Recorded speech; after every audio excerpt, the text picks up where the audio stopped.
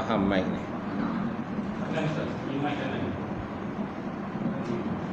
Ini tu.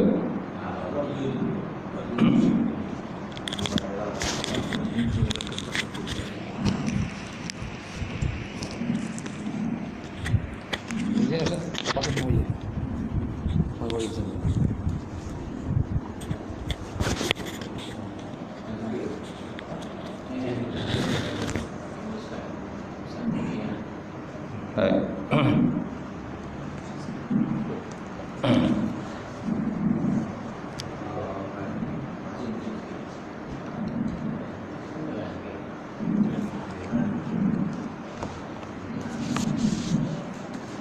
Kita muka pengajian pagi ini dengan sama-sama membaca umul kitab ila hadratin Nabi Muhammadin Mustafa Rasulullah sallallahu alaihi wasallam wala al-kiram ashab rizal insyaallah al-Fatihah. A'udzubillahi minasyaitonir rajim. Bismillahirrahmanirrahim. Alhamdulillahirabbil alamin. Arrahmanir rahim. Maliki yaumiddin. Iyyaka na'budu wa iyyaka nasta'in. Ihdinas siratal mustaqim. Siratal ladzina an'amta 'alaihim ghairil maghdubi 'alaihim waladdallin. Amin. Assalamualaikum warahmatullahi taala wabarakatuh.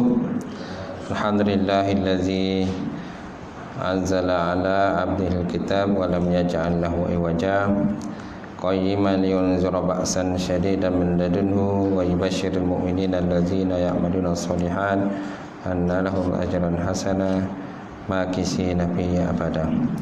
Asyhadu an la ilaha illallah wahdahu la syarikalah wa asyhadu anna Muhammadan abduhu wa rasuluh.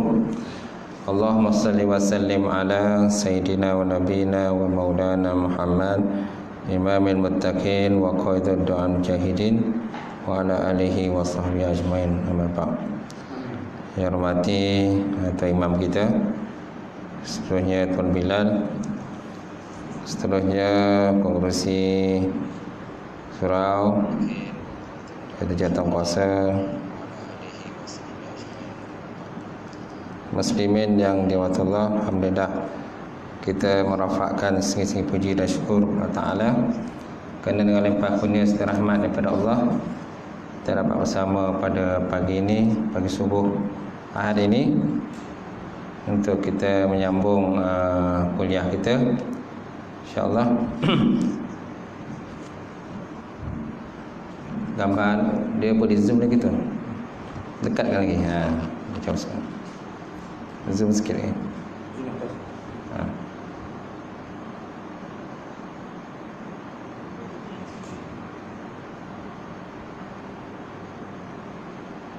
Boleh? Baik, insya-Allah.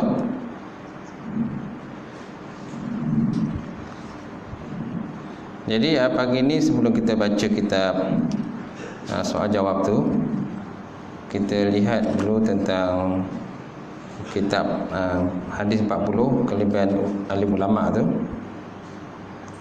Tak ada apa.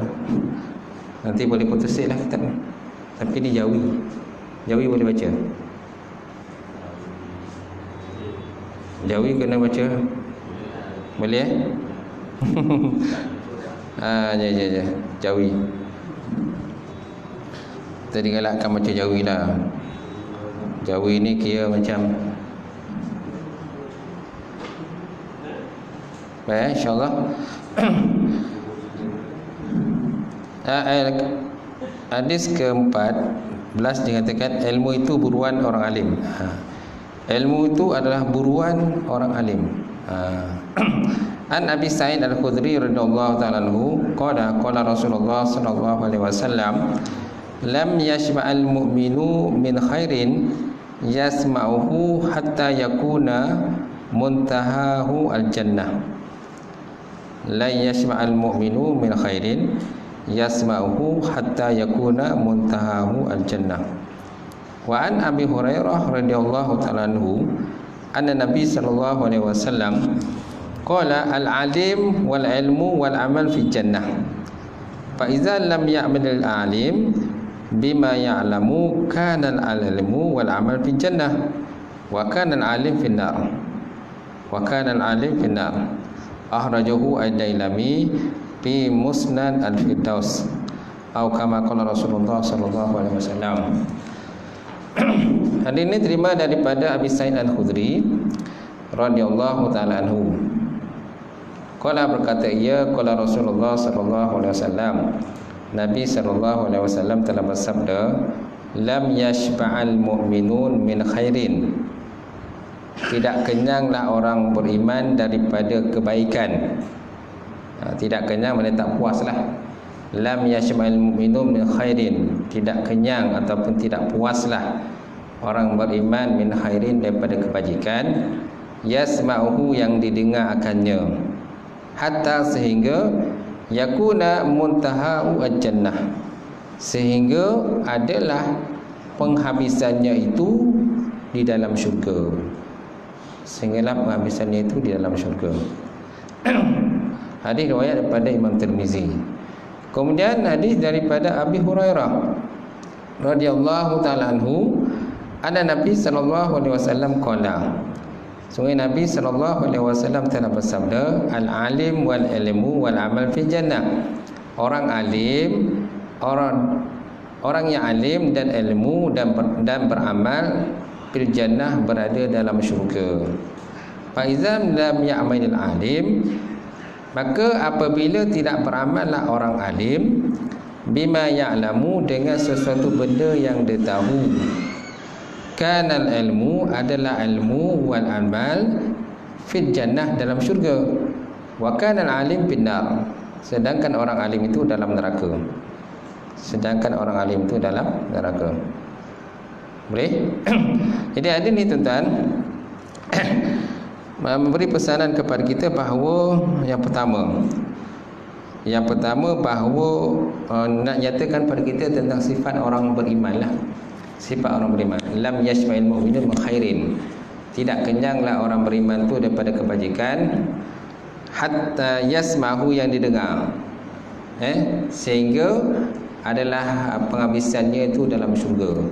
Ini nak nyata pada kita tentang ciri-ciri orang beriman dan juga ciri-ciri orang yang menuntut ilmu. Menuntut ilmu. Kerana orang menuntut ilmu tu dia tidak pernah rasa puas untuk mendapatkan ilmu lagi. Di mana saja ada pengajian berkenaan ilmu ni, terutama sekali tentang ilmu akhirat lah, ilmu akhirat, maka dia akan pergi mencari, mendengar ilmu tu. Hatta kalau contohnya kuliah subuh pun dia akan datang jugalah.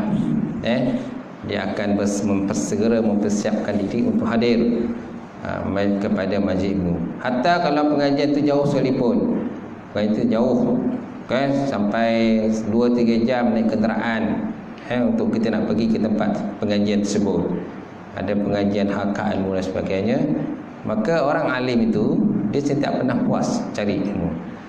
Mana saja pengajian ada, dia pergi dengar. Tapi dengan syarat beramallah dengan ilmu tadi. Ada juga orang yang mencari ilmu, rajin cari ilmu, tetapi tidak beramal dengan ilmu dia. Ini sayanglah. Akan tetapi yang lebih baik pula lagi, kalau seandainya kita berusaha mencari ilmu, lepas tu ilmu yang kita dapat tu kita ajarkan pada orang lain pula. Kita bukan saja beramal dengan ilmu itu, malah kita ajarkan orang lain, maka itu adalah lebih baiklah berbanding dengan orang yang alim mengetahui yang tidak beramal dengan ilmu dia, ataupun orang yang alim yang beramal dengan ilmunya tetapi tidak diajarkan pada orang lain. Jadi di antara orang yang alim yang tidak beramal, dan orang alim yang beramal, dan orang yang alim yang beramal dan mengajarkan ilmunya. Jadi orang yang alim yang beramal dengan ilmu dia dan dia ajar orang lain itu adalah jauh lebih baiklah dengan yang nombor 1 dan nombor 2 tadi. Itu sebab Nabi kata tadi, lam yashma'il mu'minu min khairin yasma'uhu hatta yakuna amtaha'ul jannah. Tidak kenyanglah orang beriman daripada kebajikan yang didengar akan dia, sehingga adalah tempat kesudahannya itu berada dalam syurga Allah Ta'ala. Kemudian Nabi juga bersabda dalam hadis yang kedua tadi, al-alim wal ilmu wal amal fi jannah. orang yang alim kan, orang dan ilmu dan amal berada dalam syurga. Fa idzan lam ya'malil alim bima ya'lamu, maka apabila tidak beramallah orang alim dengan sesuatu yang dia tahu, kana al ilmu, nescaya adalah ilmu, wal amal, ilmu dan amal itu berada dalam syurga, wa kana al alim finnar, sedangkan orang alim dalam neraka. Ini nak nyatakan pada kita bahawa kan, setiap ilmu yang kita tahu tu, apalagi ilmu yang bentuknya beramal, mestilah kalau boleh tidak pun kita kena amalkanlah. Apalagi kalau ilmu tu ilmu yang baik, ilmu yang sangat berguna lah, mestilah kita amalkan. Tapi nak beramal pun mesti berilmu. Kita beramal saja tanpa ilmu pun tak boleh. Itu namanya orang yang jahil. Orang jahil yang lebih mau kata beribadah saja. Dalam bab ibadah dia rajin ibadah. Dalam bab baca Quran contoh dia rajin baca Quran. Tapi dalam bab pengajian dia malas mengaji. Sedangkan ilmu ini sangat luas. Ilmu Islam ni sangat luas. Dalam Islam ni ada ilmu fiqh. Dalam Islam ni ada ilmu usul fiqh. Usul fiqh dan fiqh. Fiqh dengan usul fiqh satu ilmu yang berbeza. Usul fiqh ini ialah asas kepada fiqh. Asas kepada fiqh. Bila kita mengaji bab fiqh, kan, kita biasanya akan diberitahu tentang setiap benda tu hukumnya halal, haram, makruh, mubah dan sebagainya. Tetapi kalau kita mengaji bab usul fiqh, kita akan kaji pula apa dikatakan itu haram, apa definisi haram, apa ta'rif haram, ke mana haram itu dipergunakan, kan? Begitu juga dengan makruh, apa ta'rif makruh. Begitu dengan halal, apa dikatakan ta'rif halal, di manakah penggunaan halal itu sebenarnya. Kemudian tentang kata sumber hukum dalam Islam, Quran, sunnah Rasulullah sallallahu alaihi wasallam, ijma' ulama, apa dikatakan ijma' ulama, apakah dikatakan qiyas, apakah dikatakan ijma' sukuti. Istilah-istilah itu terdapat dalam usul fiqh. Sedangkan dalam fiqh tidak ada istilah tersebut. Jadi kalau kita mengaji fiqh tanpa kita mengaji ilmu usul fiqh, seolah macam tidak mantap ilmu kita lah. Macam tu. Juga kalau kita mengaji tafsir tanpa belajar usul tafsir, maka ilmu tafsir kita tu tak mantap. Kenalah belajar usul tafsir juga. Kemudian kita belajar hadis. Kalau nak belajar hadis, paling tidak pun kita kena belajar ilmu mustalah hadis. Ilmu mustalah hadis. Ilmu mustalah ini contohnya ilmu berkenaan dengan menghuraikan setiap definisi hadis yang terdapat dalam kitab-kitab hadis lah. Contohnya istilahnya apa? Hadis sahih. Apakah dia kata hadis sahih? Kan? Hadis hasan. Apakah dia kata hadis hasan?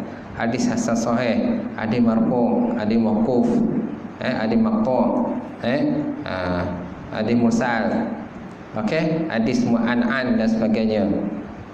Kemudian syarat kepada hadis sahih, apakah dikatakan dhabit dan sebagainya. Jadi istilah-istilah itu tuan-tuan, dia tak terdapat dalam kitab hadis. Dia hanya terdapat dalam kitab mustalah hadis saja. Mustalah hadis. Jadi tak lengkap ataupun tak mantap kita punya ilmu hadis itu kecuali kita kena belajar tentang ilmu mustalah hadis. Betul juga dengan ilmu tauhid. Kalau kita terus belajar ilmu tauhid tahap tinggi tanpa kita belajar ilmu tauhid tahap rendah, jadi sukar untuk kita faham ilmu tauhid yang tahap tinggi tersebut. Dia mesti asasnya basic dululah baru kita faham yang tinggi-tinggi. Antara kitab hadis, kitab tauhid yang tinggi seperti kitab Aqidatul Najin. Ini kitab tauhid yang tinggi. Itu juga kitab Darus Samin, kitab tauhid yang tinggi. Okey. Kemudian syarah Ummul Barahin. Kemudian kitab syarah kepada Jauharatul Tauhid. Ini kitab-kitab tauhid yang tinggi. Kalau kita nak mengaji kitab tauhid yang tinggi, kan, tanpa kita belajar ilmu tauhid yang rendah dulu, jadi susah kita nak faham. Paling tidak pun kita belajar contohnya Risalah Tauhid. Risalah Tauhid ni kitab yang rendah je. Kemudian juga kita belajar Matan Sanusi. Matan Sanusi yang dikarang oleh Yusuf As-Sanusi. Kitab ni kitab tauhid yang rendah aja. Jadi kalau kita nak belajar tauhid yang tinggi, istilah belajar tauhid yang rendah dahulu. Itu je. Kalau kita nak mengaji kitab contohnya kitab Nahwu. Kita nak mengaji kitab Kawakib Duriyah. Kata Duriyah ni kitab Nahwu lah. Kitab Nahwu ni kita Kawakib Duriyah ni kita kira Nahwu yang tinggi juga. Kalau kita nak mengaji kitab Kawakib Duriyah tanpa kita mengaji kitab contohnya kitab Al-Jurumiyah, Matan Jurumiyah, kitab yang gendah-gendah ni berkenaan dengan ilmu nahwu ni, maka kita tak fahamlah. Kecuali kita mengaji kitab rendah dulu, baru kita mengaji kitab yang tinggi-tinggi. Jadi seronok tuan-tuan. Bagi orang yang ada jiwa sebagai penuntut ilmu, kan, dia sentiasa suka kalau ada program-program ilmu, pengajian ilmu, pengajian kitab dan sebagainya. Mana saja ada pengajian kitab, dia akan pergi dengar. Pergi dengar. Kalau dia mampu beli kitab, dia beli kitab. Kalau tak mampu beli kitab, dia hanya sekadar mencatat ataupun mendobit apa yang dituliskan oleh guru, ustaz, kan, penceramah yang kata yang dia pergi dengar lah, insyaAllah. Baik, kita kembali pada tadi.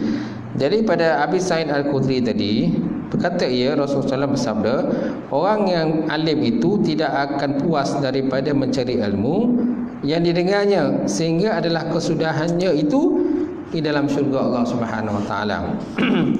Kemudian orang yang alim, ilmu dan amal itu ketiga-tiganya itu berada dalam syurga. Dan apabila orang yang alim tidak mengamalkan ilmunya itu, maka ilmu dan amal itu tetap dalam syurga, sedangkan dia dalam neraka. Na'udzubillah min zalik. Itu menunjukkan pada kita ilmu itu mestilah diamalkanlah.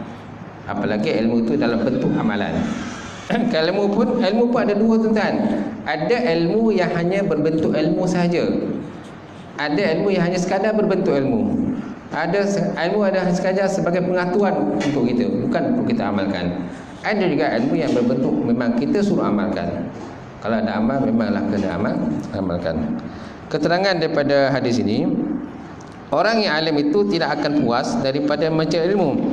Saban hari ilmunya semakin bertambah, dan ia tidak merasa cukup dengan segudang ilmu yang ada di dalam dadanya. Kelihatannya ia belum puas dengan ilmu yang dia telah miliki. Oleh kerana itu dia sentiasa berusaha menambah ilmunya dengan banyak membaca, muzakarah, duduk bersela di hadapan guru dan juga sebagainya. Nampak? Itu sifat orang alim, orang menuntut ilmu, talibul ilmi. Sifat orang mencari ilmu ni, dia akan cuba sedaya upaya untuk mendapatkan ilmu tersebut. Kalau zaman sekarang tuan-tuan, kalau zaman sekarang lah, kan, tok guru cari anak murid. Kalau dulu anak murid cari tok guru, kan, berbeza tak dulu dengan sekarang? Berbeza. Tok guru cari anak murid, itu pun anak murid tak nak belajar. Dogi kan, korek paruh kan. Dah lah dogi, korek paruh, belagak pula tu kan. Jadi zaman sekarang ni, kan, orang alim datang tempat kita nak bagi ilmu kat kita, tu pun kita tak nak.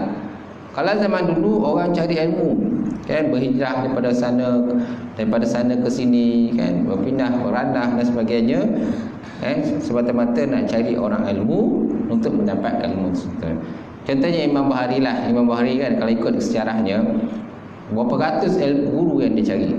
Dia belajar, dia tuntut ilmu, cari kan, merantau pada satu tempat dan sebagainya untuk mendapatkan ilmu tuan-tuan. Macam tu. Dia tak pernah merasa puas untuk mendapatkan ilmu itu. Malah ada di kalangan menuntut ilmu tuan-tuan, ada kalangan mereka tu yang tak berkahwin pun ada, kerana semata-mata nak dapatkan ilmu, semata-mata syok ataupun khusyuk dengan ilmu tadi, sehingga kan dia meninggalkan untuk berkahwin. Dan akhirnya mati dalam keadaan tidak berkahwin. Seperti Imam Nawawi lah. Imam Nawawi dia tak berkahwin kan, Imam Nawawi. Tapi dia seorang alim besar, ulama besar dia. Kenapa? Kerana masanya habis digunakan untuk ilmu saja.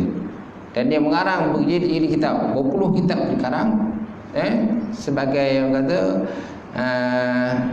mutiara yang ditinggalkan untuk kita dan kita gunakan untuk kita belajar kitab yang dia telah karang tadi. Baik. Oleh kerana itu tuan-tuan, dia sentiasa berusaha menambah ilmunya dengan banyak membaca. Jadi salah satu nak tambah ilmu ni kena banyak baca. Kemudian banyak muzakarah. Muzakarah maksudnya perbincangan di kalangan penuntut ilmu. Kemudian duduk bersela di hadapan guru dan juga sebagainya. Macam tuan-tuan lah duduk kan, gitu. Dengar apa yang disampaikan. Semakin dalam ilmu yang dimilikinya, semakin haus ia kepada tambah ilmu. Itulah keadaan orang alim yang sebenarnya. Sama sekali dia tak pernah merasa malu, tak pernah merasa melayu untuk menambah keilmuannya. Itu sifatnya, sifat orang alim. Atau untuk ilmu tu dia kadang-kadang dah alim dah tu. Dah banyak ada yang mulai melaut ilmu dia kan. Tapi nak lagi tambah ilmu dia. Kalau ada datang syekh-syekh daripada Arab dan sebagainya, dia pergi dengar talaki dengar apa yang disampaikan oleh syekh-syekh tersebut lah. Macam tu. Macam tuan-tuan ni tak adalah kan kat sini saja. Tapi macam saya ni, kita pergi merantau kadang jauh kan, pergi kata jalan jauh, kalau ada dengan syekh-syekh Arab datang kan, kita dengarlah kan, dengarlah dia tausiah dia ataupun nasihat-nasihat disampaikan tu, kita dengarlah. Bagi orang yang faham bahasa Arab, seronoklah dengar. Yang tak faham bahasa Arab ni masalah tu kan. Kalau tak faham bahasa Arab tu sama macam anjing dengan kucing lah je tu, tak faham.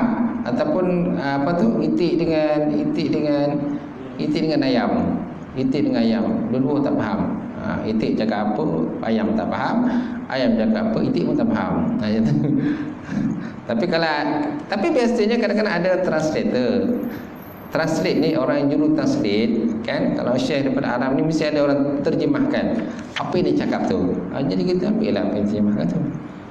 Tapi bagi yang faham bahasa Arab, tak perlu dah terjemah pun tak apa. Dia faham cakap oleh syekh itu. Faham kan? Macam tu.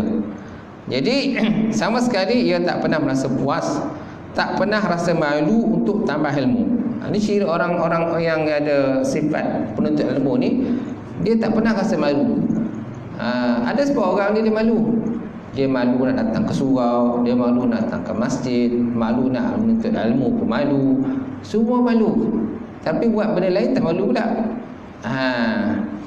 Buat benda lain tak malu. Duduk kata berburak tepi jalan, kedai kopi berjam-jam lama-lama, tak ada malu pula tu. Tapi dalam ilmu dia kan malu dia. Tak tahulah cakaplah. Macam tu. Nama orang yang jahil sering tuan-tuan merasa dirinya telah alim. Namun orang jahil sering merasakan dirinya alim pula. Ini berbalik dengan orang alim, orang jahil. Orang jahil lain pula. Orang jahil sering merasa dirinya telah alim pula.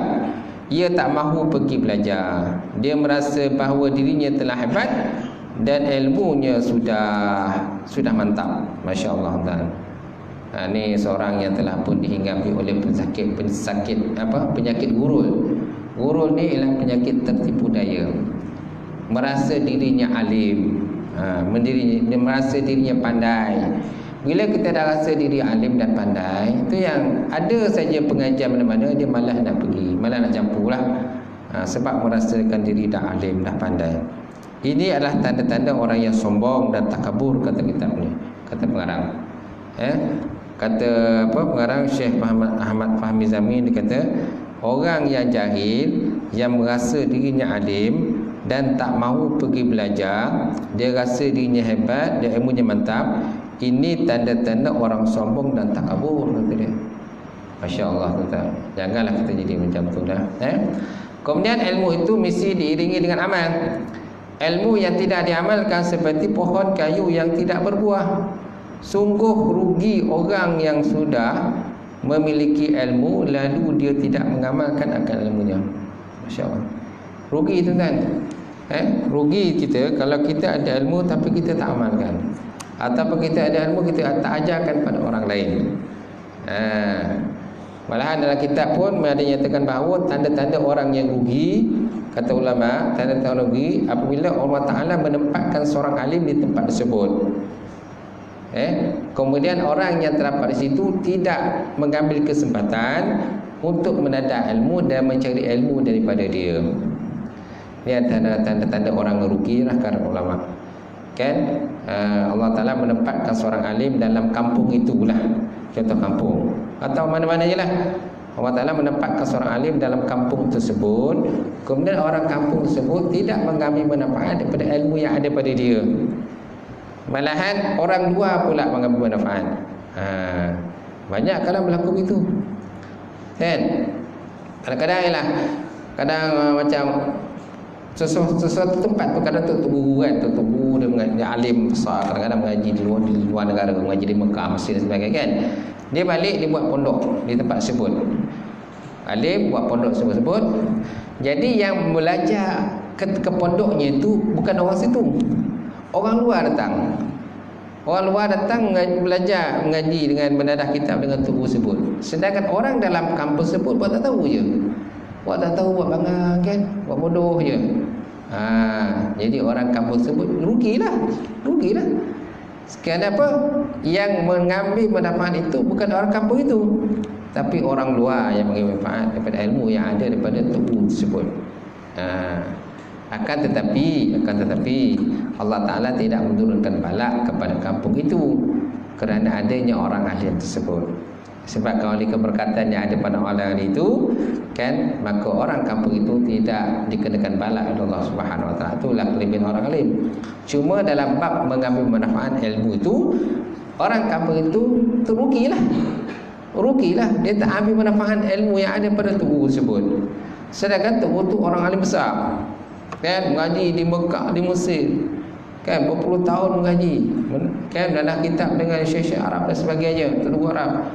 Dia bawa ilmu terbalik ke tempat dia, tapi orang kampung tidak menerima ilmu dia. Ini satu kerugian besar lah, tuan. Jadi naklah kita mengambil peluang. Kalau ada mana-mana saja tuan, kita terdengar ada orang alim, maka pergilah menadah kitab dengan dia, buka kitab dengan dia, dan tanyalah persoalan-persoalan tertentu yang boleh kita tanya supaya kita dapat mengambil manfaat daripada ilmu yang disampaikan kepada kita. Kemudian saya teringat juga ada satu hadis Nabi SAW di mana Nabi pernah bersabda, samaniyah asya la tashbah minas samaniyah, al-ainu minan nazar, wal ardu minal matar, wal unsa min zakari, wal alim minal ilmi, wal haris minal jam'i, was sa'il minal mas'alah, wal bahru minal ma', wan naru minal khatab. Maksudnya 8 perkara tidak kenyang daripada 8. 8 perkara tak kenyang daripada 8. Mana dia tuan? Pertama, al-ainu minan nazar, mata daripada melihat. Mata daripada melihat. Mata tak pernah kenyang daripada melihat sesuatu benda lah yang terdapat di dalam alam ini. Cuma kita kena jaga mata tu jelah. Jaga mata. Jangan melihat benda-benda yang diharamkan oleh Allah Subhanahu Wa Taala. Cuma sifat mata kan, dia mampu melihat sejauh mata memandang kan, gitu. Mata ni memang sifat mata ni Allah Ta'ala fizikal dan sifat zikir ni, mata satu benda yang kecil je. Mata ni satu benda kecil yang Allah Ta'ala ciptakan, tapi bila dibuka mata kan, dia boleh melihat seluas alam. Nampak? Boleh melihat seluas alam ini. Itulah kehebatan mata yang Allah Ta'ala kurniakan Allah Ta'ala. Yang kedua, wal ardu minal matar. Ardu ni bumi. Bumi daripada hujan, tak pernah kenyang. Bumi tidak pernah kenyang daripada hujan yang turun pada dia lah. Kerana memanglah sifat bumi ini berada di bawah, sedangkan hujan berada di atas. Dan bumi ini pula bila hujan turun tu, dia akan meresaplah hujan, air dia meresap ke dalam tanah. Walaupun air itu meresap pada tanah tuan, air tidak pernah habis turun daripada langit. Selagi mana tidak berlaku kiamat tuan, selagi itulah akan ada proses itu. Proses itu namanya proses kitaran. Kitaran orang kata biasanya yang berlaku ialah bila hujan turun, dia akan turun di atas bukit, dia akan turun ke lembah, akan pergi ke kuala sungai, lepas tu pergi ke laut. Pergi ke laut, lepas tu sampai di laut, maka matahari akan menarik air yang terdapat di laut tadi, proses penguapan kan, penyejatan ataupun penguapan lah, maka dijadikan uap air tadi naik ke atas, ke udara, lepas tu menjadi awan. Kemudian awan dia akan berkumpul menjadi berat dan sebagainya, jadi hitam, dan ditolak ke atas daratan, ditolak atas bukit, dan akhirnya turun semula. Itulah proses kitaran yang berlaku terhadap alam ini. Jadi bumi tak pernah kata puas daripada hujan. Wal unsa minaz zakari, dan perempuan pula tak pernah puas pada lelaki. Perempuan tak pernah puas pada lelaki. Itu maknanya perempuan yalah minat lelaki pun minat perempuan lah. Tetapi di akhir zaman ni kita dapati bahawa jumlah perempuan lagi ramai berbanding dengan lelaki lah. Antara sebab perempuan lelaki ni kurang, antara sebabnya antara faktor usia pun juga lah. Biasa kalau umur perempuan lagi panjang berbanding usia lelaki. Jumlah janda lagi ramai berbanding dengan duda. Betul tak? Kan? Tolak kan? Jumlah janda lagi ramai berbanding dengan duda. Betul tak? Kita tahulah kan. Di samping itu ialah seseparuh tempat negara banyak berlaku peperangan. Bila banyak berlaku perang, yang mati itu biasanya kebanyakannya orang lelaki, kerana lelaki ini terlibat dalam peperangan berbanding dengan perempuan ataupun kanak-kanak. Perempuan kanak-kanak ada juga yang mati, tetapi banyak yang mereka itu pergi berhijrah, melarikan dirilah ke sepadan, ke negara orang dan sebagainya. Dan nak tunjuk pada kita jumlah perempuan lagi ramai lelaki. Baik, kemudian wal alim minal ilmi, orang alim tidak pernah kenyang daripada ilmu. Orang alim tak pernah kenyang daripada ilmu. Kan? Sama ada dia tuntut ilmu ataupun dia curahkan ilmu pada orang lain, ajarkan orang lain. Kemudian wal haris minal jami, dan orang yang tamak dan honoba tidak pernah kenyang daripada menghimpunkan harta. Orang yang bersungguh-sungguh menjaga harta tidak pernah kenyang daripada menghimpunkan ataupun mengumpulkan harta. Ini antara sifat yang ada pada manusia Allah Ta'ala jadikan. Okay? Manusia tak pernah puas untuk mengumpulkan harta. Betul tak? Kalau ada sebuah rumah, dia akan nakkan rumah yang kedua. Kalau ada seorang isteri, dia akan nak tambahkan seorang lagi lah. Kalau ada anak, kalau boleh nak tambah anak seorang lagi lah. Kalau ada anak 10, dia nak tambah lagi seorang lagi kan. Nak jadikan boleh 11. Cukup tim satu bola sepak lah. Kalau 10 ni macam tak cukup tim, Ustaz dia kata, Ustaz kena tambah seorang lagi untuk jadikan 11, jadi cukuplah satu tim bola sepak. Dia kata kan. Habis pemain simpanan tak ada ke? Kalau boleh ada pemain simpanan lah, tambah seorang lagi. Kan? Tambahlah seorang-seorang lagi untuk jadikan pemain simpanan pula, maka cukuplah satu tim bola sepak. Insya-Allah. Kemudian wasa'i minal masalah, dan orang bertanya tidak pernah kenyang daripada bertanya, ataupun orang meminta tak pernah kenyang daripada meminta. Sa'i ini dia boleh kita terjemah kepada dua benda, sama ada orang meminta ataupun bersedekah, meminta sedekah, ataupun orang yang bertanya. Orang yang bertanya dia tak pernah kenyang daripada bertanya.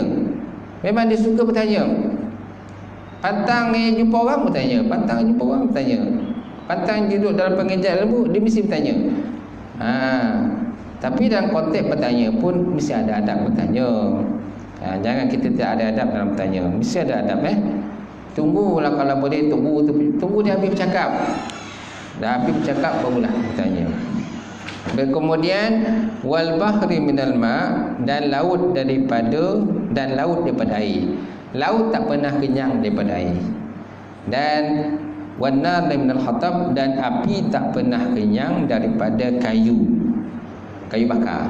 Api tak pernah kenyang daripada kayu bakar. Okey. Jadi ini ada cerita pada kita tuan tentang 6 8 perkara tadi yang tidak pernah kenyang daripada 8 perkara. Masya-Allah.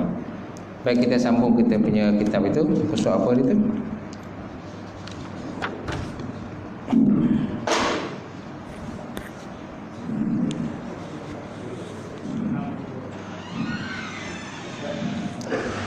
Apa surat? 6 dah habis kan?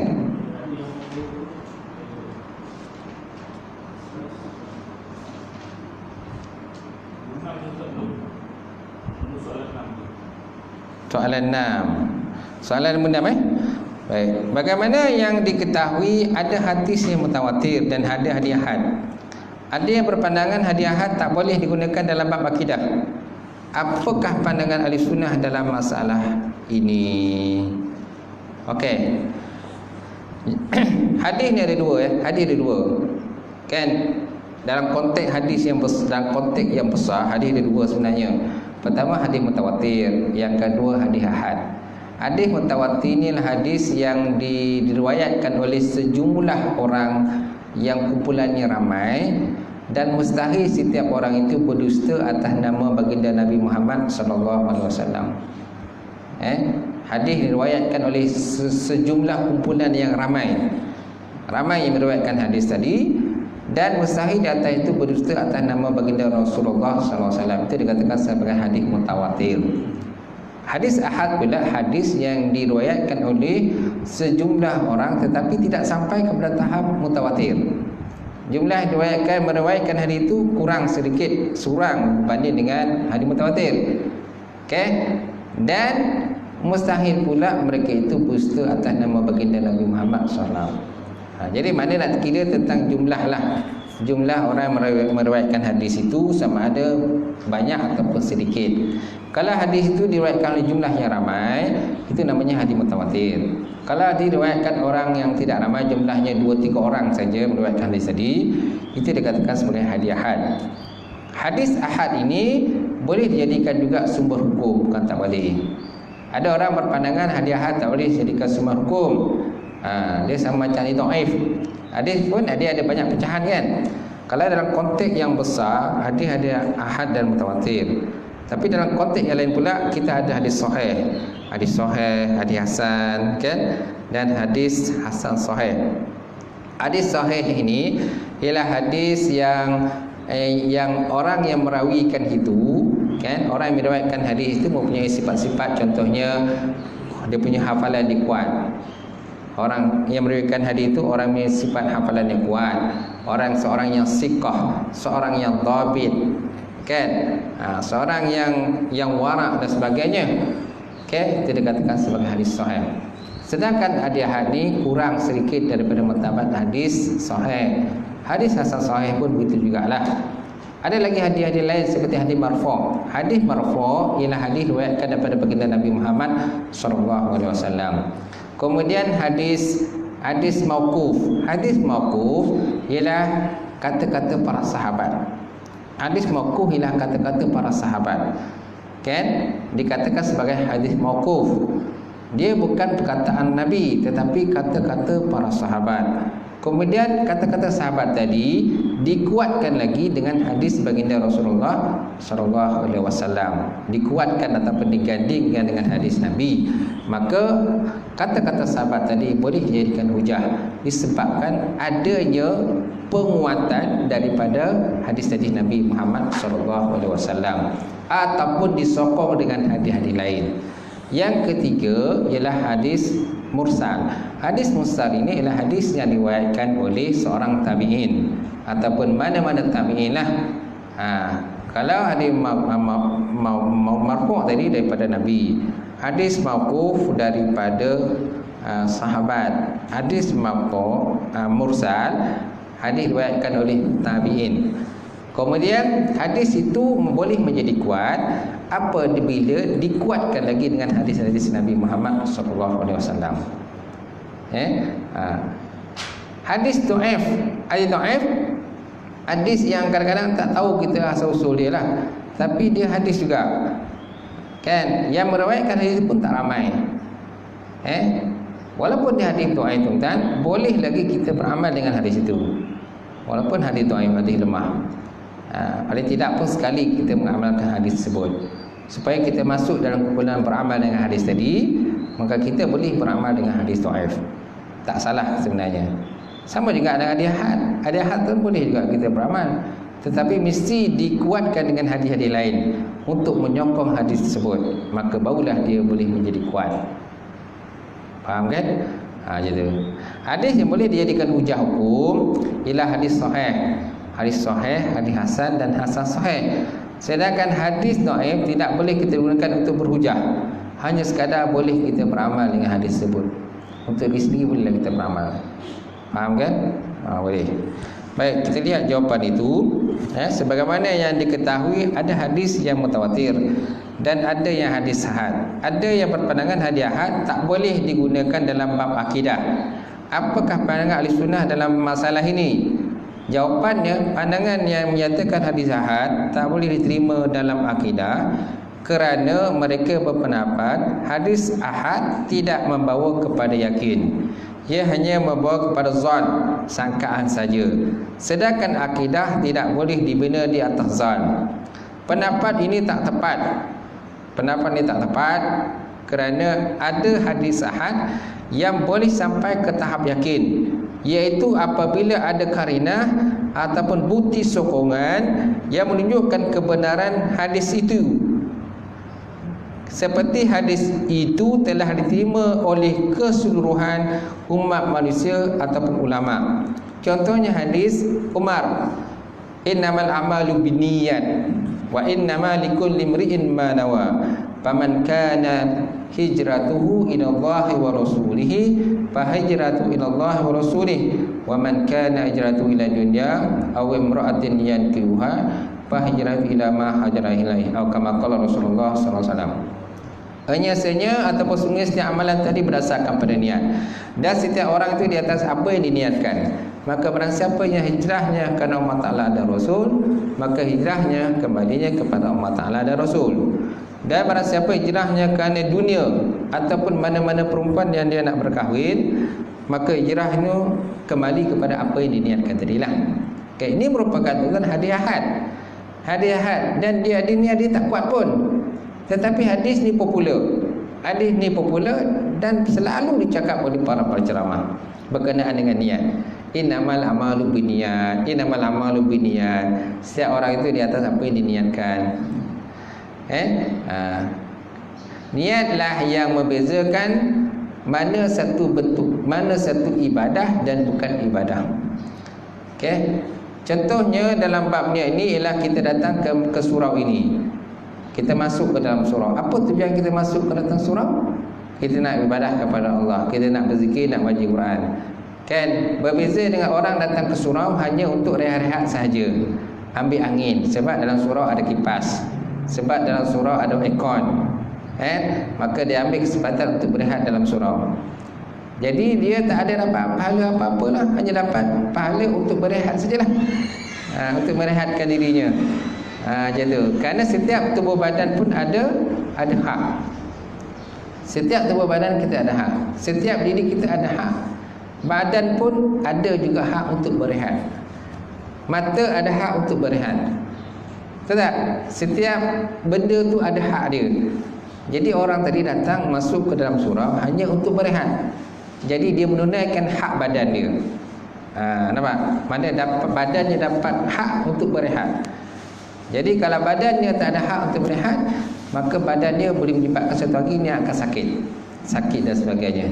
Jadi dia kemungkinan besar dapat pahala dari segi untuk berehat sajalah. Dia tak dapat pahala lain. Pahala untuk mengaji ke, pahala untuk solat ke berjemaah, ataupun pahala untuk orang kata mengaji kitab dan sebagainya, dia tidak ada pahala itu. Kita ingat kalau contohnya orang berkahwin. Apa tujuan orang berkahwin? Ada orang berkahwin kerana sonok tengok orang berkahwin. Dia tengok kawan dia kahwin, dia pun nak kahwin lah. Macam tak melawan kan? Kau bila lagi? Dia dah kau bila lagi? Kan? Jadi tengok kawan kahwin, dia pun sibuk nak kahwin. Apa tujuan kahwin pun dia tak tahu. Tujuan kahwin dia tak tahu. Hanya sonok-sonok saja. Berbanding dengan orang berkahwin kerana nak tegakkan sunnah Nabi Muhammad sallallahu alaihi wasallam. Berbanding dengan orang berkahwin dengan tujuan untuk menghindarkan daripada dosa dan juga maksiat. Kan, wala taqrabu zina fa innahu fahsyatan wa sa'a sabila. Jangan kamu hampiri perbuatan zina, kerana perbuatan zina itu satu perbuatan yang keji dan dibuka oleh Allah Ta'ala. Kan? Dan dengan berkahwin juga boleh menambahkan harta, kata Allah Ta'ala. Allah Ta'ala sebut dalam Quran, fankihu ayyama minkum wassalihina min ibadikum wa imaikum iyakunu fuqara yughnihumullahu min fadlih wallahu wasi'un alim. Maksudnya hendaklah kamu berkahwin dengan seseorang yang masih bujang di kalangan kamu ataupun sesiapa saja yang layak untuk kamu berkahwin, sama ada daripada hamba-hamba kamu ataupun orang-orang yang soleh di kalangan kamu. Yakunul fuqara, jikalau kamu orang yang fakir, orang yang miskin sebelum ini, yughnihumullahu min fadlih, nescaya Allah Ta'ala akan mengkayakan kamu dengan kelebihannya. Wallahu wasi'un alim, Allah Ta'ala itu maha luas pengetahuannya. Jadi maknanya dia kahwin tu tujuan nak nambah harta dia, nak dapat supaya dapat keberkatan kehidupan dia. Jadi dapat pahala lah orang macam tu. Berbanding dengan orang kahwin tadi hanya sonok je lah. Jadi dapat sonok je, hilang sonoknya habis. Itu yang bercerai berai dan sebagainya, kerana dia fikir sonok je. Dia kahwin fikir sonok, habis sonok dah tak ada lah. Bila ada masalah rumah tangga, mulalah orang kata pisah je lah, cerai lah, macam-macam lah. Jadi dia tak tahu apa tujuan perkahwinan sebenarnya.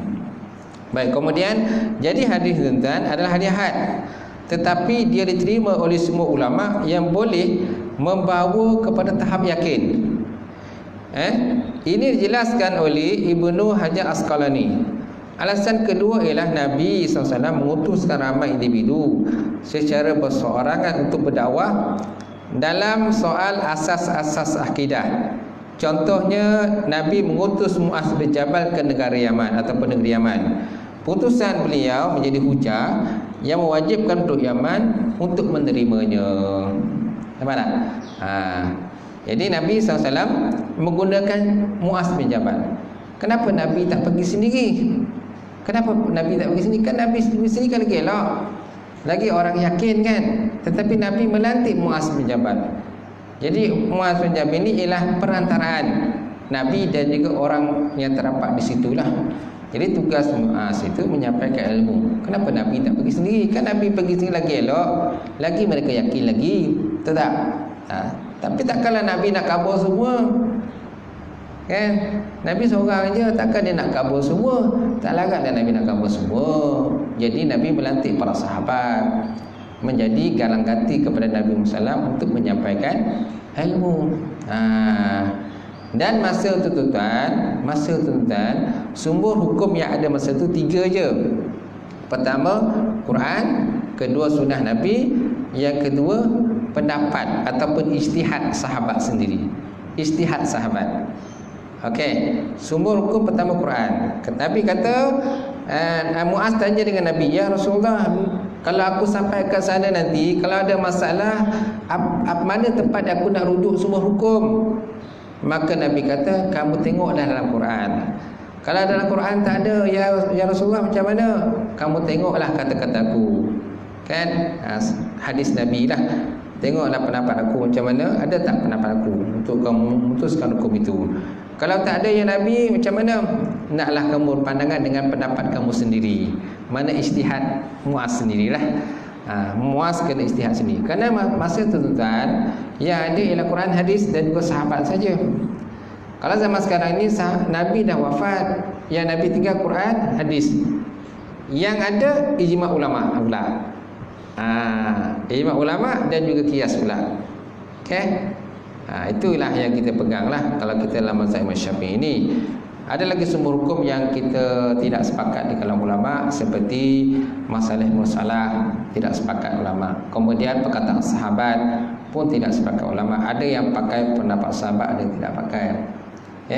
Kemudian ada yang apa lagi? Istishaf hal, kembali kepada hukum asal.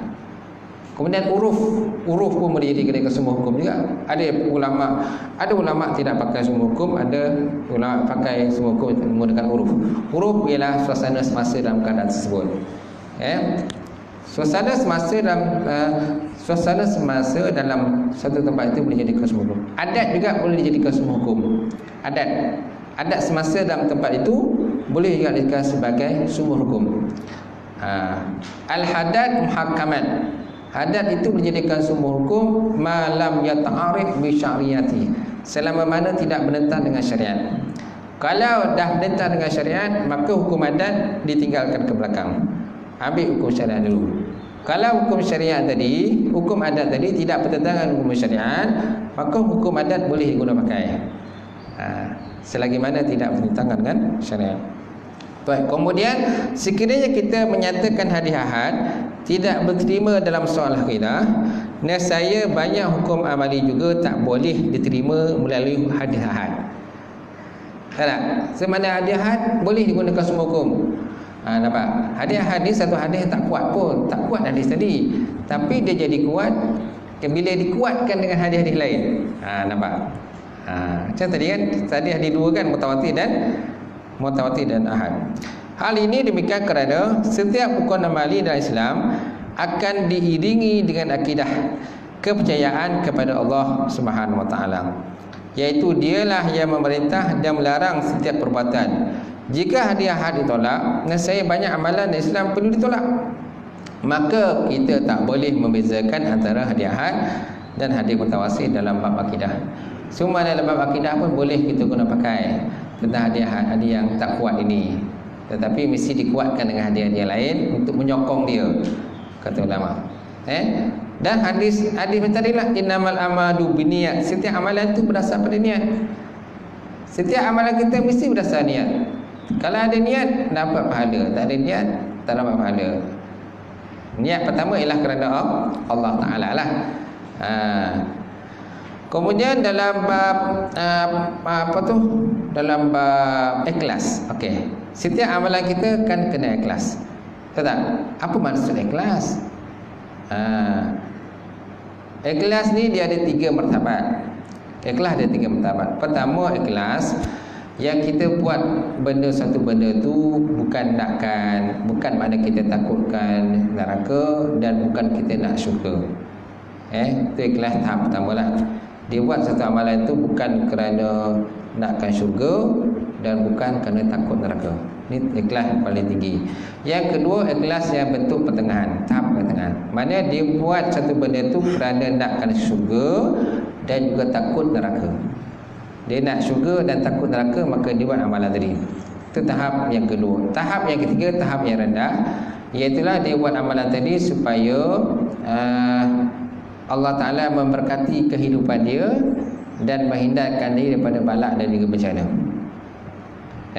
Dia buat satu amalan tadi supaya Allah Ta'ala memberkati atau memelihara kehidupan dia dan menghindarkan dia daripada balak dan juga bencana. Ini tahap ikhlas yang rendah lah.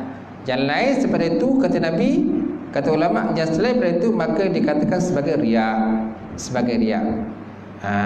Selain itu dikatakan sebagai riak. Riak sudah tentu tidak akan diterima amalannya oleh Allah Subhanahu wa taala. So kalau nak ikhlas 3 tahap tadi lah. Tak salah lah kalau kita buat amalan tu nak syurga, takut neraka, tak salah. Kerana semua boleh dikatakan semua nak syurga. Ada siapa sini yang beramal tak nak syurga? Tak ada kan? Siapa sini ada yang beramal tak nak kerana nak hindarkan pada neraka? Ada tak? Tak ada. Semua nak beramal supaya nak hindarkan dia pada neraka. Kan?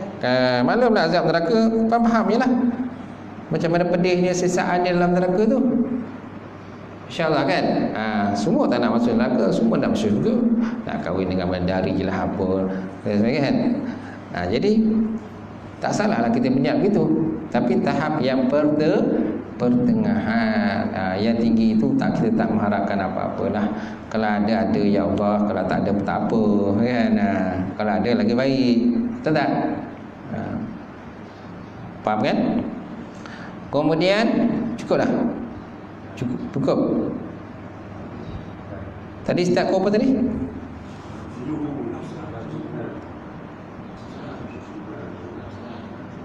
6.5 sikit lagi lah.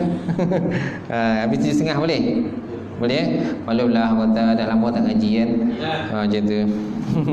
Okey, bab 3, Islam, iman dan rukun-rukunnya. Adakah orang yang ingin memeluk Islam wajib menyebut 2 kalimah syahadah? Wajib tak? Okey, jawapannya ya. Jawapannya ya, wajib menyebut 2 kalimah syahadah. Mana kalimah syahadah? Asyhadu an la ilaha illallah wa asyhadu anna Muhammadan Rasulullah, ataupun asyhadu an la ilaha illallah Muhammadan abduhu wa rasuluh. Muhammadan abduhu wa rasuluh ni pun boleh jugalah. Aku nak saksi bahawa tiada Tuhan disembah melainkan Allah dan Nabi Muhammad itu pesuruh Allah. Bila kita nak talaki, nak ajak orang syahadah ni, tak boleh kita segaligus dia payah nak ikut. Kalau boleh satu-satu. Asyhadu, maka dia pun ikutlah asyhadu. Allah, dia pun ikutlah Allah. Ilaha, dia pun sebut ilaha. Illallah, illallah. Kalau kita sebut sekaligus, asyhadu an la ilaha illallah wa anna muhammadar, payah dia nak ikut. Dia tak boleh nak ikut. Sebab apa? Dia tak biasa dengan kalimat itu. Dia tak biasa. Kecuali kalau orang tu memang dah biasa kalimat itu. Memang dia mengaji dengan orang kata dengan ustazah ke, cuma dia tak Islam lagi.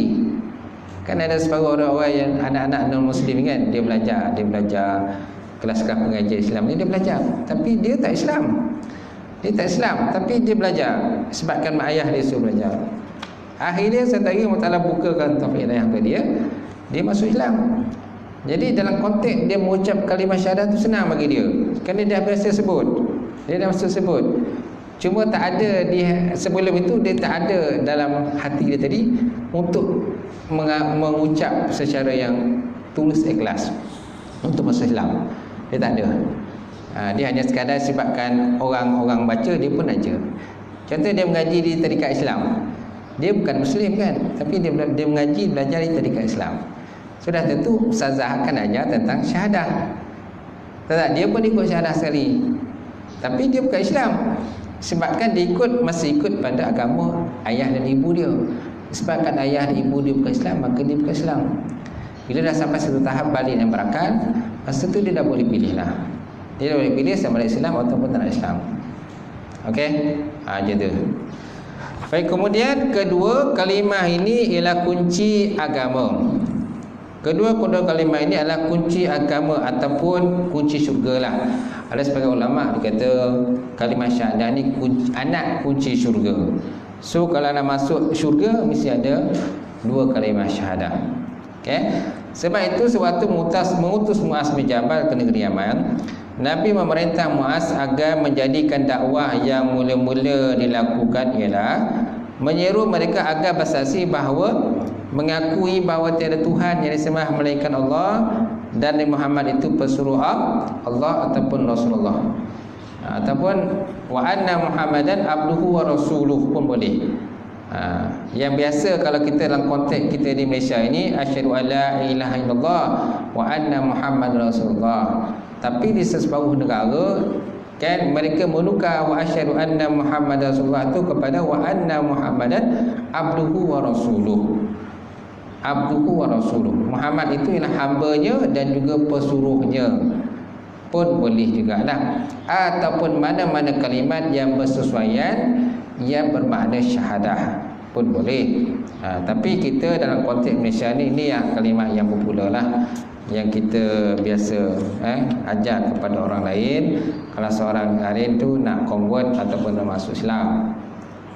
Tapi sebenarnya istilah convert pun sebenarnya tak sesuai. Kerana sebenarnya yang paling sesuai ialah kembali pada fitrah tu, ialah kembali kepada fitrah yang sebenarnya. Itu yang sepatutnya yang paling sesuai lah. Bila seseorang itu bukan Islam, masuk Islam. Dan kalau boleh, kalau seorang masuk Islam, kita jangan paksa dia. Jangan paksa. Bila paksa kan dia ada satu isu lain pula. Biarlah dia sendiri yang kata sukarela nak masuk Islam. Sebabnya kalau seseorang yang kita nak syahadahkan, kan kita tanya dengan dia dulu, adakah kita paksa dia? Ada tak kita paksa dia? Dia kata tak ada. Okey, kalau tak ada paksa, so kita dia suruh syahadah lah. Kalau boleh ada saksi lah ini syahadah itu. Dan kita suruh dia menyebut dengan jelas dan terang dan makna sekali. Baik, kemudian maksudnya sebagai pengakuan memeluk Islam, seorang itu perlu mengucap dua kalimah syahadah sambil mengiktiraf dengan lidah dan juga hati dia. Jadi mana bila ada syahadah itu bukan hanya sekadar di mulut saja, tetapi di hati saja. Di hati juga pun juga kena ada juga syahadah dalam hati dia. Pengakuan betul-betul lahir daripada sanubari dia sendiri, daripada anak hati dia sendiri menyatakan dia mengucap Islam. Mesti ada pengiktirafan lidah dan hati. Bagi seorang yang tak boleh bercakap atau yang bisu, tuan-tuan, memadai baginya beriktikad dan meyakini kehendak maksud dua kalimah syahadah tersebut. iaitu beriman bahawa tiada Tuhan yang sembah melainkan Allah dan Muhammad itu pesuruh Allah. Jadi bagi orang yang bisu, orang bisu, jadi mereka boleh menggunakan bahasa isyarat. Bahasa isyarat lah yang boleh membawa kepada faham. Bahasa isyarat itu juga dalam bab kahwin. Dalam bab kahwin kan, kahwin lagi Ustaz. Yalah kahwin lah, contoh paling mudah kahwin lah kan. Kahwin tu kan dia akad nikah kan. Pernah tengok satu video tak? Pernah tengok video akad nikah kahwin menggunakan bahasa isyarat. Tak apa benda lah, jangan kan. Oh kan. Si kisah lah tu. Kisah lah tu. Betul tak? Apa lah? Faham kan? Okey. Ya.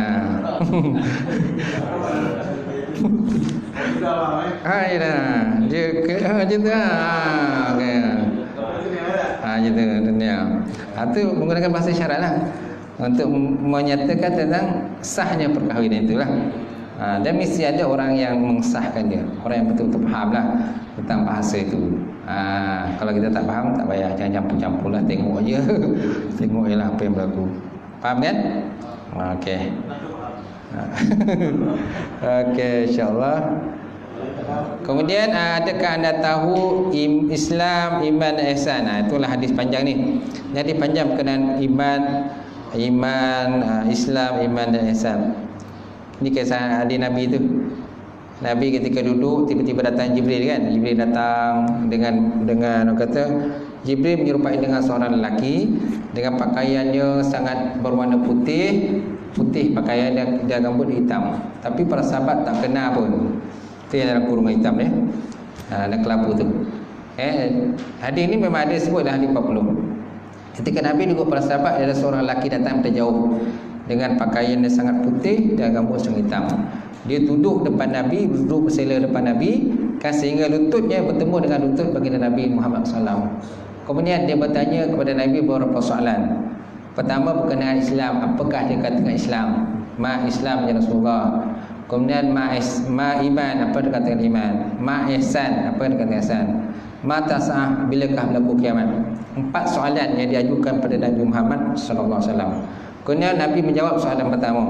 Yang dikatakan itu, yang dikatakan Islam itu bahawa Islam itu asyhadu an la ilaha illallah wa anna Muhammadar Rasulullah, mendirikan sembahyang, tunaikan zakat dan haji ke Baitullah bagi orang yang mampu pergi ke sana. Itu soalan pertama. Kemudian ditanya lagi, apakah dikatakan iman? Iman itulah antuminu billahi wa rasulihi wal malaikatihi wa kutubihi wal yaumil qiyamah wa tu'minu bil qadar khairi wasyarri. Kan? Dan dikatakan iman itu ialah kamu beriman dengan Allah, beriman dengan para rasul, beriman dengan para malaikat, beriman dengan kitab-kitab, dan beriman dengan hari kiamat, dan beriman dengan qada dan qadar, sama ada qadar baik ataupun qadar buruk. Kemudian dia tanya lagi apa dikatakan ihsan pula. Ya, Nabi pun jawab mana ihsan itu, itulah antu'minu an anta'budullah ka'annaka tarahu fa illam takun tarahu fa innahu yaraka. Mana ihsan itu ialah kamu menyembah Allah Ta'ala seperti seolah kamu nampak Allah. Kalau kamu tak nampak Allah, Allah Ta'ala nampak kamu. Itu mana ihsan. Kemudian soalan yang keempat, mata sah, bilakah berlaku kiamat? Bilakah berlaku kiamat? Maka Nabi pun katalah, yang bertanya lebih tahu daripada yang kena tanya. Yang bertanya itu itulah malaikat Jibril, lebih tahu daripada orang yang kena tanya, itulah Nabi. Kemudian malaikat tanya lagi, kan, lelaki itu tanya lagi, kan, apakah tanda-tanda kiamat? Barulah Nabi sebut tanda-tanda kiamat. Habis daripada persoalan tadi, maka lelaki itu pergi. Bila lelaki itu dah pergi, maka Nabi tanya dengan para sahabat, kamu kenal tak siapa yang datang tadi? Sahabat kata, kami tak kenal semua. Allah wa Rasulullah alam, Allah Ta'ala Rasul beritahu. Maka Nabi kata, itulah malaikat Jibril, kata. Yang datang tu Jibril. Tapi Jibril menjumpai seorang lelaki, sehingga sahabat pun semua tak kenal. Tak kenal, rupa tu malaikat Jibril rupanya. Kerana malaikat ni boleh menyerupai manusia biasalah. Kalau malaikat dalam bentuk yang asal, memang saiz dia besar lah. Saiz besar malaikat ni kalau bentuk asal. Tapi dia boleh berubah kepada bentuk manusia dengan tujuan supaya nak memberitahu berkenaan sesuatu hukum. Macam Nabi, macam tadi dia jumpa Nabi nak beritahu berkenaan dengan mana hukum. berkenaan dengan Islam, iman, ihsan dan sebagainya. Maka Nabi kata itulah malaikat Jibril yang datang kepada kamu untuk mengajar tentang agama kamu. Barulah mereka tahu, oh itu Jibril punya. Tapi bukan bentuk yang asal. Kalau bentuk asal, memang manusia sahabat-sahabat pun mungkin pengsan lah tengok malaikat Jibril. Bentuk asal itu. Baik, itulah kesimpulan daripada hadis itu. Hadis itu panjang tu. Kita boleh baca sendiri yang dalam kurungan yang warna kelabu itulah sampai habis kat situ. InsyaAllah akan datang kita sambung soalan yang ke-8 pula. Habis. Wallahu a'lam bissawab wa ilaihi marji'un. Cukuplah kata perbincangan kita pada pagi ini. Cukup 1 jam Biasa mana-mana tempat pun kalau sengaja biasa 1 jam lah.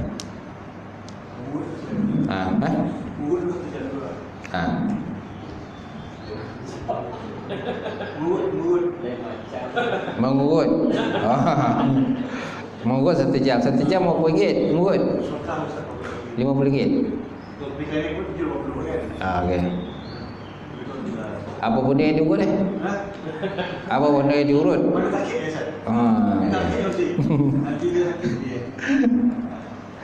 Okey, saya buka pertanyaan kalau adalah. Kalau tadi itu tutup. Saya tanya tentang adat dia mati anak. Dia mati adat. Apa yang pandang Islam tu? Biar mati anak jangan mati adat. Itu istilah tu sebenarnya tak sesuai lah. Kan, tak sesuai. Biar mati anak, sambut mati anak. Jangan adat mati. Dia boleh bagi. Itu jadi tanah satu kita ni tinggal di hutan. Dia berkuasa atas tanah satu. Jadi bila hari orang Sabah dia orang Kelantan dah balik di hutan. Dia tanah pusaka ni bab lain. Bab tanah pusaka ni memang warisan daripada dia kata dia kata adat di Minang di Padang dulu. Adat daripada Padang dulu memang daripada situ lagi. Adat pusaka dia kait kat sana dulu. Dia ada sejarah tu, kena adat pusaka tu. Gitu. Jadi dari Islam ni dia mati adat, dia mati adat adalah diterima oleh Islam. Dia tengoklah selagi mana tak bercanggah dengan syariat. Kita tengok sinilah bercanggah tak dengan syariat kita. Kalau bercanggah dengan syariat, kita kena dahulukan syariat berbanding dengan adat itu. Kerana adat-adat pun kadang-kadang ada khurafat kan. Ada adat khurafat. Betul tak? Ada khurafat ni memang sesuai dengan Islam. Tak boleh tak setuju. Tapi dia berlaku juga. Tapi apa seperti buang sebenarnya. Adat ni dia kadang-kadang benda ni dia ada berkait dengan orang kata dia kena digazet. Benda tu kadang digazetkan, dah digazetkan. Bila dah digazetkan, dah diwartakan, kita tak boleh ubah dengan sesuka hati kita. Kan? Contohnya ada adat ni kan. Kadang dia dah digazetkan benda tu. Bila dah digazetkan, dah diwartakan, tak boleh kita ubah. Kecuali kena bawa dalam dewan undangan ke dalam parlimen dan sebagainya untuk tukar benda tu.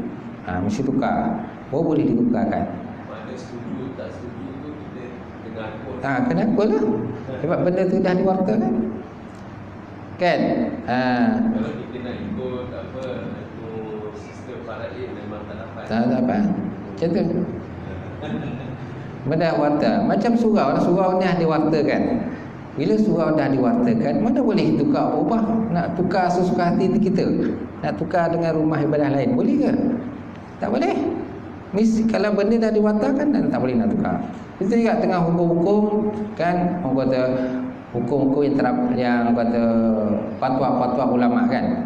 Kalau fatwa tu dah diwartakan, memang tak boleh nak ubah. Kecuali mesti bersidang semula, berbincang semula dan dikeluarkan satu fatwa baru dan dipersetujui oleh orang ramai. Baru boleh dilaksanakan semula.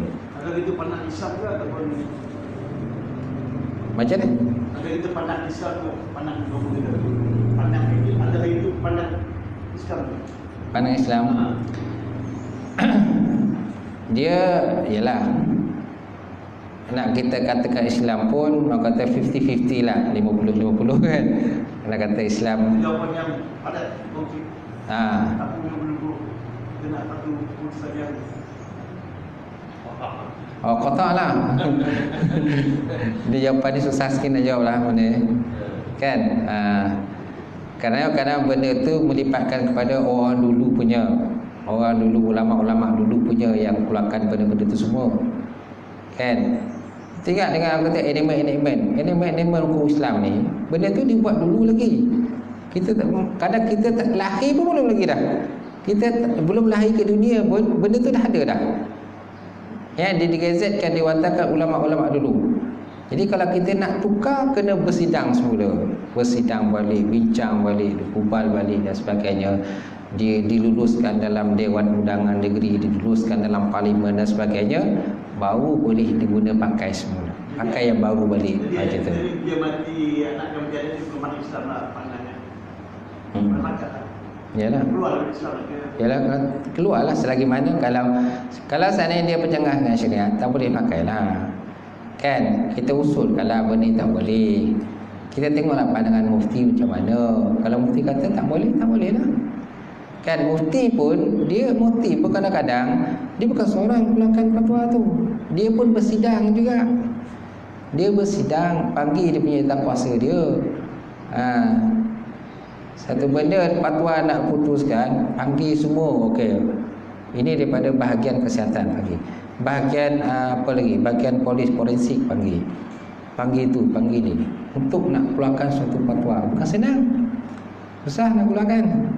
Kalau dalam bab adat, panggil tok-tok adat semua, panggil bincang semua. Kalau dia tak setuju macam mana? Kan kalau tidak silakan boleh perang je bergaduh je macam tu. Ini yang kata ni hak pusaka lah, macam-macam lah. Memang gaduh lah je bertembuk je macam tu. Kena benda ni macam menarik benang dalam tepung lah istilah kita. Dari benang dalam tepung, janganlah kata sampai tepung tu berserak macam tu. Bonang tu dapat ditarik. Panggillah semua bincang, sidang balik. Macam tu. Dia setuju ke tak setuju kan? Patut mufti pun bagi pandangan macam ni. Yang kuasa pun ada. Mufti pun kadang tak boleh keluarkan dia seorang kamu tu, tak boleh. Dia ada jawatan kuasa, dia panggil jawatan kuasa dia. Dia akan tanya pandangan semua jawatan kuasa. Kan panggil juga orang kata tok adat ni, tok sidang panggil. Macam tu. Kerana kita dalam konteks kita punya di Negeri Sembilan ni kan, yang paling tinggi siapa? Yang tuan kan? Yang tuan siapa lantik? Undang tu daripada mana? Bahagian adat kan? Dia bahagian adat.